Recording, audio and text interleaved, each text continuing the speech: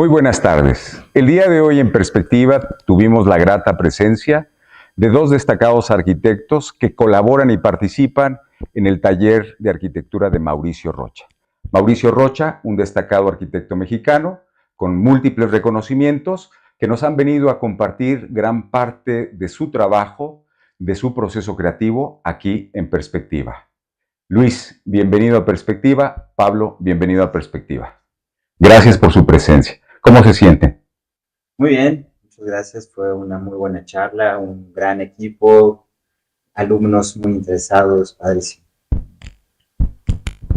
Sí, la verdad es que estamos muy agradecidos de que existe este espacio en el que se pueda iniciar el diálogo. Yo lo celebro mucho que se pueda llevar a cabo este tipo de dinámicas. Claro, finalmente todos fuimos estudiantes y siempre el acercarnos a estos grandes arquitectos es motivador, ¿no?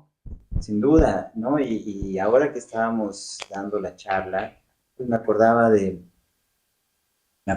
estos momentos en los que, bueno, me tocaba estar del otro lado, ¿no? Y escuchar y bueno, aprender sobre lo que estaba haciendo aquel arquitecto, aquel estudio que yo seguía tanto, ¿no? Y bueno, verme ahora del lado del foro, pues sí, es como una gran responsabilidad, se siente muy bien y bueno, que sigan sucediendo este tipo de charlas. Gracias por la invitación. Pues muy agradecidos aquí en la Facultad de Arquitectura de la Universidad Autónoma del Estado de Morelos por su presencia y por compartirnos con este proyecto, bueno, una amplia gama de proyectos de arquitectura. Veíamos que de cierta manera, bueno, Mauricio viene de una familia de artistas, de grandes talentos, ¿no? Por un lado, el padre arquitecto y por otro lado, su madre es fotógrafa. Correcto. ¿Cómo hace esta relación en el talento de Mauricio? Bueno, Mauricio, desde muy joven, quiso ser futbolista y, y bueno, después su padre le dijo, bueno, a ver, sí, está bien el fútbol, pero dedícate a algo, ¿no? Y bueno, pues ya en el camino, pues el cine, ¿no? Por esta gran influencia de su madre, la fotógrafa Graciela Iturbide, comienza a enfocar la mirada hacia el cine. Y bueno, empieza a tomar talleres en compañía con sus amigos, artistas, se comienza a interesar mucho por el arte, la fotografía y el cine. Y en el camino, bueno, su padre de formación arquitecto, pues comenzaba a decirle, Mau, yo creo que arquitectura, está bien el arte, pero creo que la arquitectura es lo que deberías hacer. Entonces, Mauricio no estaba tan convencido, él seguía con la idea de el arte, el cine o el fútbol, pero la arquitectura no era su primera opción. Ese momento en que Mao debe tomar la decisión de hacer una carrera y, bueno, pues por azares del destino y también en conversaciones de su padre con su maestro, su compañero, que después fue maestro de Mao y maestro de muchos de nosotros, Humberto Ricalde, comienza a tener esta conversación, por favor, habla con mi hijo Mauricio, sobre el arquitecto. Entonces, sí, es gracias a Humberto que tiene este acercamiento y le dice, a ver, Mauricio, inténtalo. Inténtalo, haz un primer año y no pienses que al momento de elegir arquitectura dejas lo otro, porque la arquitectura tiene una gran relación con las artes, con el cine. Entonces, gracias a ese gran tutor, a ese gran maestro, Humberto Ricalde, pues Mao comienza a incursionar en la arquitectura sin dejar el arte y la foto, dejando un poquito más de lado la idea de ser cineasta, pero conservando este contacto con el arte y bueno, no dejando de jugar fútbol a nivel amateur, ¿no? Entonces, bueno, ese es un poquito el sí, como el trayecto de Mauricio para llegar a la arquitectura, que no fue por convicción propia, sino más bien como por sugerencia, ¿no? Y bueno, yo creo que eso es uno de los grandes elementos que lo marcan y que le hacen pensar como piensa en la arquitectura hoy en día. Claro, yo veía en las entrevistas que le han hecho, es un hombre que tiene una palabra florida, ¿no? Veo justamente ahí a un arquitecto en el sentido de su poesía arquitectónica emana justamente del pensamiento, de un pensamiento crítico. El espacio que va a proyectar es un espacio justamente en esa correspondencia, ¿no? Que quizá hay muy pocos arquitectos que puedan tener esa capacidad. Y, pero también veo una constante en la obra de Mauricio, ¿no? Lo veíamos en la plática. Hay un predominio en el uso de los materiales. Y decían y explicaban una razón muy importante, ¿no? Porque hay proyectos que en el paso del tiempo envejecen muy rápido y hay proyectos que en el paso del tiempo se mantienen Mejor. perecederos, ¿no? Así. Me parece que la obra de Mauricio es así, en ese sentido, ¿no? El uso de los materiales naturales como la piedra, el tabique, no envejece, se mantienen. ¿Es así? Yo creo que además de que es así, el tiempo le añade una pátina que es algo característico que se busca y que lejos de evitarlo y lejos de que sea un problema, es una virtud en la obra de taller, ¿no? Y eso es algo muy interesante porque se ve reflejado en todas las obras de esta oficina, ¿no? Obras que ya tienen 20 años, hay unas que han agarrado una pátina, que es una capa de complejidad que no estaba presente en su inicio, pero que ahora es muy importante para esos proyectos. Sí, sin duda. A ver, la selección de los materiales va muy de la mano con el análisis y la investigación del sitio. No es un material que venga del otro lado de la República o del otro lado del mundo si no lo podemos conseguir cerca. A veces por condicionantes del cliente, mantenimientos, etcétera, se tiene que recurrir a un material extranjero o foráneo. Pero lo que procuramos hacer es siempre buscar el material que se encuentra alrededor y que eso de inmediato se mezcla y se teje con el sitio, ¿no? El color de la tierra, el color de la piedra, tiene que ver con el paisaje, tiene que ver con la vegetación y también los materiales tienen que ver con los procedimientos constructivos que en ocasiones se siguen conservando y en otras ocasiones no, pero resulta que encontramos al maestro que todavía sabe colocar la piedra como la hacía su papá o su abuelo y entonces recuperamos de alguna manera en el proceso de obra por la selección de materiales del sitio el sistema constructivo que comenzaba a desaparecer. El más adecuado y seguramente el que se aproxima a un presupuesto más razonable, ¿no? No exorbitante. Totalmente, totalmente. También el manejo de un techo presupuestal que platicábamos hace un momento es pues un factor de diseño. No podemos diseñar sin saber cuánto va a costar, cuánto le va a costar al cliente. Y no solamente la inversión inicial, sino el cómo se va a mantener en el tiempo. Eso que comentaba Pablo, esa capa de complejidad que genera el tiempo a través de una pátina, pues bueno, es algo que nosotros vemos como pues, un hallazgo y como un elemento añadido a nuestra arquitectura, no solamente a la nuestra, sino a la que sucede y prevalece en el tiempo. Pero pues hay gente que la pátina no, gente o proyectos, clientes que nos dicen, sí, la pátina me gusta, pero para mi casa, pero en este caso necesitamos hacer algo distinto, pero que en el tiempo se vea. Claro, claro, claro. Hay un doctor en arquitectura, investigador, tiene una línea de pensamiento crítico interesante y él pronuncia lo siguiente. Dice que el poeta es el que escribe poemas, pero la poesía es el lector que la crea. En ese símil, ¿no? El arquitecto es el que proyecta la arquitectura, ¿no?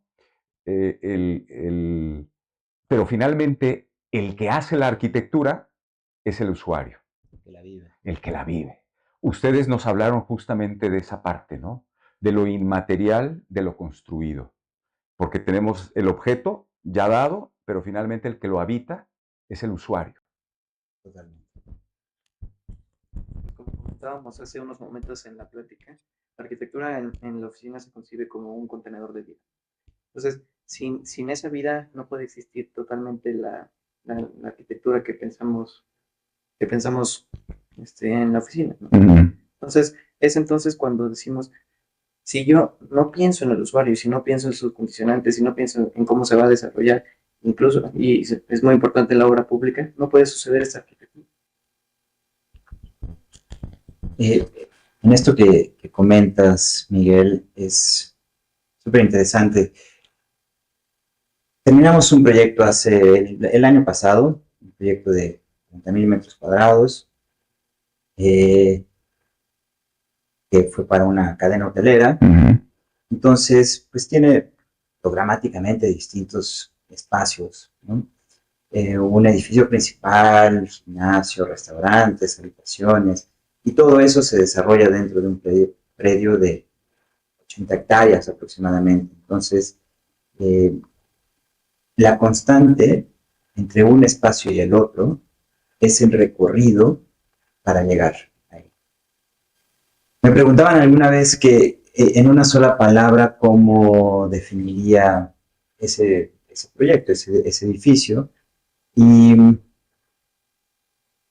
yo lo defino como un monasterio, porque en el monasterio, bueno, pues contenido, pero cuando sales de un sitio al otro, pues es ese momento mágico de contacto con el exterior y con lo no construido para llegar al espacio construido. La sucesión de escalas, de ritmos en la luz, en la sombra, de pronto encuentras reflejos de agua sobre alguna superficie en donde no sabías que existía un cuerpo líquido por allá, y pasa una ráfaga de viento. Es ahí donde la construcción de lo inmaterial comienza a cobrar sentido, donde los materiales no son los que ocupan un espacio, sino los que abordan el vacío, anuncian el vacío, que te hacen saber que estás en un espacio abierto, en un espacio cerrado, con el paso de la luz, o cerca hay un elemento de agua por el sonido, por los reflejos. Hay cierto frescor en el ambiente porque algo está sucediendo. Un túnel de viento que comienza con un muro pequeño y en el recorrido, sin darte cuenta, bajas una rampa y el muro te quedó en el mismo nivel y ahora quedas contenido entre dos elementos. El sonido se evoca el silencio y se encuadra el paisaje. Es ahí donde pienso que sucede la poesía. Y la magia, ¿verdad? Vamos a un corte y regresamos para conocer ese secreto detrás de esta magia, de este embrujo, de esta alquimia. Lo de hoy, primera emisión, únase a nosotros para comentar juntos y con nuestro equipo de noticias el acontecer diario en el estado de Morelos y sus alrededores. Todos los días a través de nuestras redes sociales, en Easy, Canal 10 y en su televisión abierta, el Canal 10.1, Dix Televisión. Lo invitamos a la segunda emisión de Lo de Hoy Morelos, un espacio informativo, veraz y oportuno, donde usted estará bien informado. Acompáñeme de lunes a viernes con el canal 10 de ICE y en el 10.1 en Dix Televisión.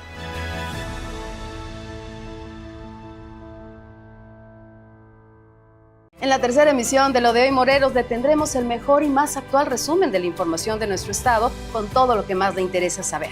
Los actores políticos y nuestra sociedad, quienes día a día hacen y dan las noticias de qué comentar. Acompáñeme de lunes a viernes a través de nuestras redes sociales y en los canales 10.1 de Televisión Abierta y en el 10 en Easy por ViX Televisión.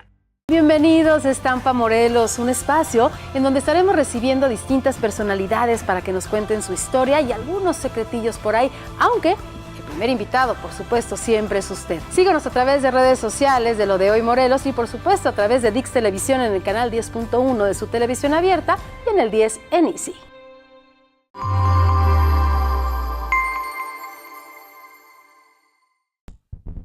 Continuamos aquí en Perspectiva y estamos charlando con dos grandes talentos, Luis y Pablo, del taller de arquitectura de Mauricio Rocha.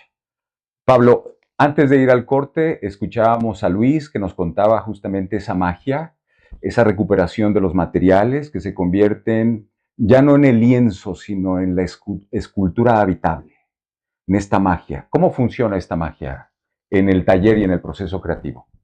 Pues afortunadamente en los años que he formado parte del taller de arquitectura, que son un poco menos que Luis, bueno, bastantes menos que Luis, he podido darme cuenta de que los materiales con los que se trabaja en este taller no son tangibles, no es que tú digas, es que si tiene piedra va a ser el exitoso y eso es lo que va a hacer tener éxito en ese proyecto. Los materiales, entonces, en ese sentido, son la luz, es el sonido, es el olfato, es la penumbra. Entonces, esa serie de materiales son las que van construyendo la obra de taller de arquitectura. Muy bien, me recordaste, y lo mencionaron en la charla, a Louis Kahn, ¿no? Este gran arquitecto judío que de cierta manera hace un juego de luces y sombras y proyecta la arquitectura a partir justamente del recorrido solar, ¿no? Sí, hay una anécdota muy interesante que me pasó justamente con este arquitecto, en un arquitecto que es ejemplo a seguir para todos nosotros, y es que yo cuando asistí por primera vez al Museo Kimbell, yo tenía una expectativa alta, pero todavía siendo estudiante no tenía la conciencia de que podía ser un espacio que me conmoviera a ese grado, ¿no? Entonces yo llegué un poco en blanco, sabiendo cómo era el proyecto, un proyecto caracterizado por bóvedas, pero ahí fue donde yo percibí los elementos intangibles y la perfección y la maestría de ese espacio. Un espacio en el que la luz hacía sombras, asombraba el sonido del agua, que tú estabas en el vestíbulo, bajabas, se perdía el sonido de la fuente, pero ya escuchabas el de las hojas o los árboles.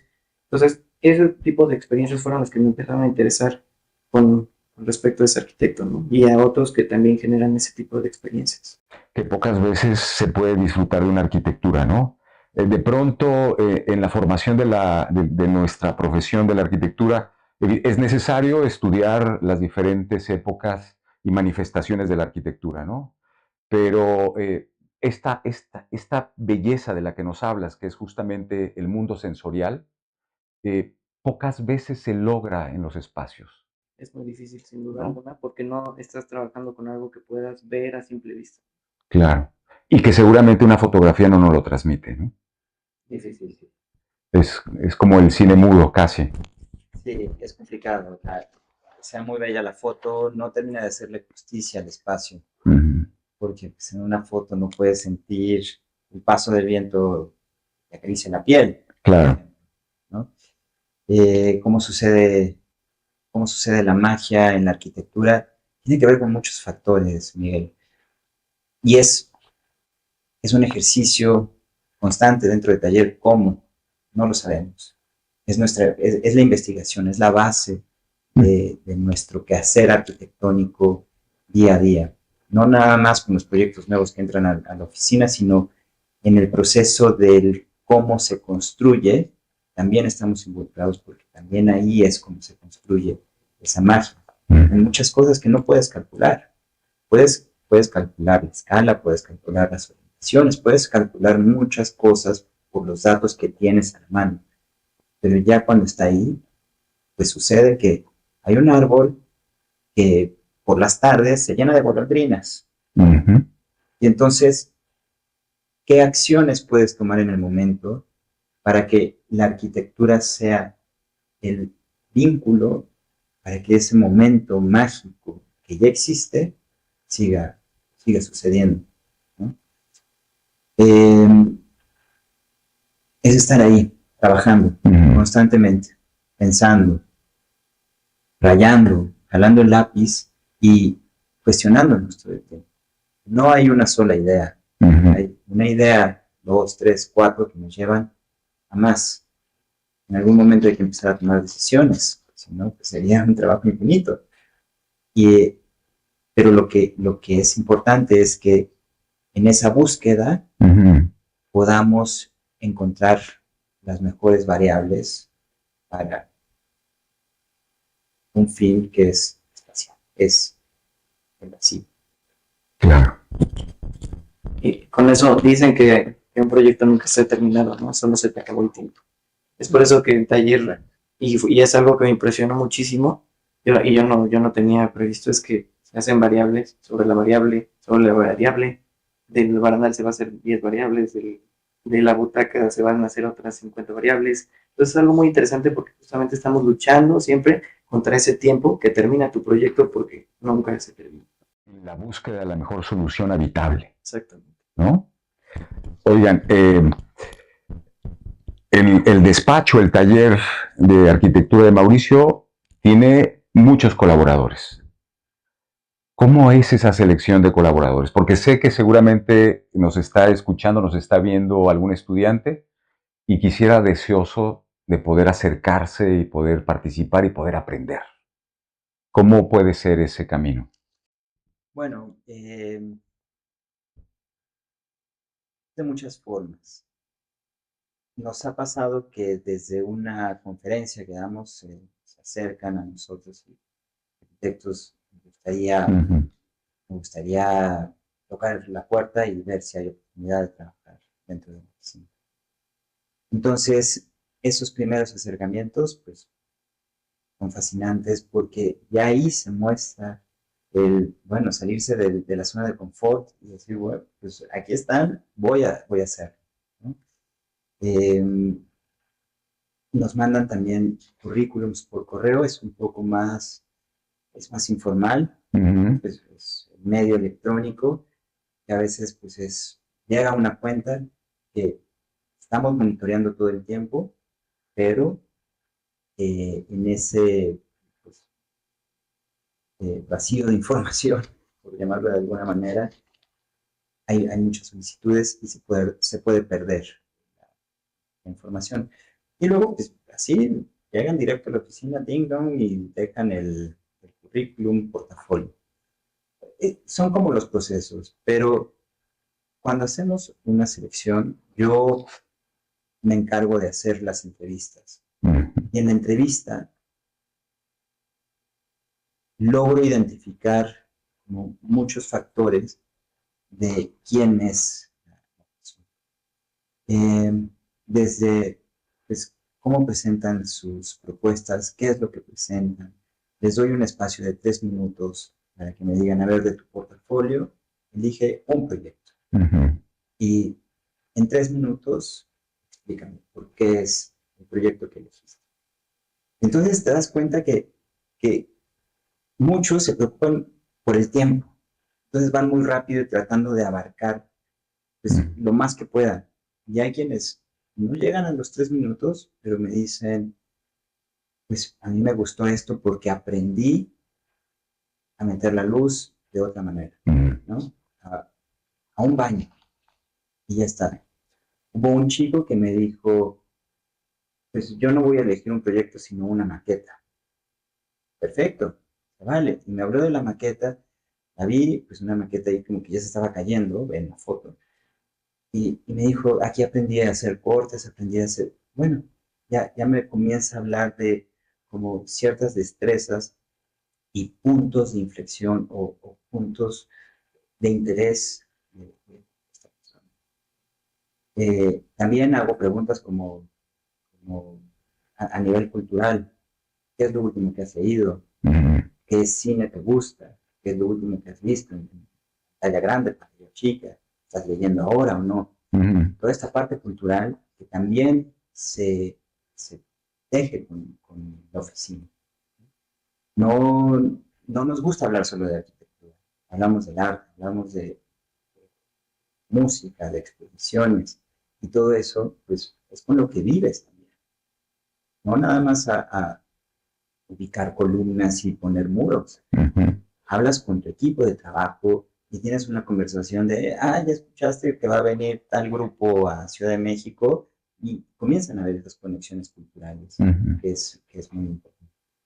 Tiene que ver con quiénes somos, persona, más que qué te puedo mostrar yo como nuevo arquitecto para abonar a la arquitectura.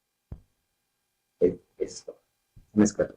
Vamos a plantear el siguiente escenario. Hablábamos de la fotografía y la fotografía de pronto no es, no es la arquitectura, ¿no? Por ahí alguien decía que la arquitectura no se aprende en los libros, hay que vivirla. Y quiero plantear esto porque lo mostraron en el proyecto de la conferencia, la casa estudio de su mamá, fotógrafa. Hay un predominante en el uso de los materiales que es el tabique, de cierta manera. ¿Cómo fue esa concepción del espacio? Bueno, pues un terreno muy chico. Graciela necesitaba de un estudio, de un lugar al que pudiera llevar a sus visitas, amigos, que estuviera fuera de su casa, y una habitación para invitados. Entonces, son 3 espacios muy definidos. Un espacio público, una habitación y su estudio. En un predio muy pequeño, y que además sus vecinos, pues es un barrio popular en donde está la casa de piedra, y está la casa de ladrillo, y está la casa morada, y está, ¿no? Hay un abanico de posibilidades de autoconstrucción. Y bueno, también el sonido de la calle, que pasan los coches y pasa el que vende, está comprando fierro viejo, etc. Entonces, lo que buscaba Graciela es alejarse un poco, aislarse de ese ruido ambiental, pero al mismo tiempo tener su propio universo ahí dentro y poder tener conversaciones, poder tener un momento de silencio para dormir y un momento de concentración para poder revisar todo su material. Desde ahí que parte esta decisión de que en un predio de aproximadamente 5 metros, 6 metros de frente por 12 de fondo,